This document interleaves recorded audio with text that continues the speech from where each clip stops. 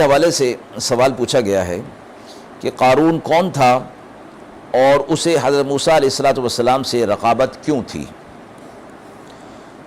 فرمایا گیا کہ قارون لفظ عجمی ہے اور عبرانی زبان کا ہے، اور قرآن مجید کے اندر اس کو لایا گیا ہے۔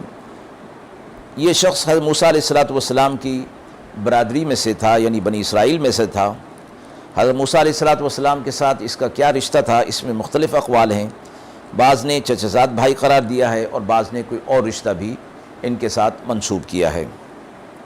قارون تورات کا حافظ تھا اور دوسرے بنی اسرائیل سے زیادہ اس کو تورات یاد تھی، مگر سامری کی طرح یہ بھی منافق ثابت ہوا اور اپنے علم پر اس کو ناز اور تکبر ہو گیا، اور پورے بنی اسرائیل کی سیادت یعنی ان کی رہنمائی حضرت موسیٰ علیہ السلام اور ان کے بھائی ہارون علیہ السلام کو حاصل ہوئی، تو اس کو یہ حسد ہوا کہ میں بھی تو ان کی برادری میں سے ہوں، یہ شرف اور مقام مجھے کیوں حاصل نہیں ہوا۔ موسیٰ علیہ السلام سے اس نے شکایت بھی کی۔ موسیٰ علیہ السلام نے فرمایا کہ یہ جو کچھ ہے اللہ تبارک و تعالیٰ کی طرف سے ہے، مجھے اس میں کوئی دخل نہیں، میرا کوئی اختیار نہیں، مگر اس پر بھی وہ مطمئن نہیں ہوا اور موسیٰ علیہ السلام سے حسد رکھنے لگا۔